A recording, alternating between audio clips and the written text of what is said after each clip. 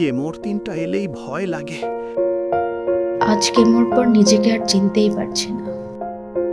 ক্যান্সারটা না, আমি মানুষটাকে কি কেউ দেখে? আজ কথা বলার শক্তি নেই।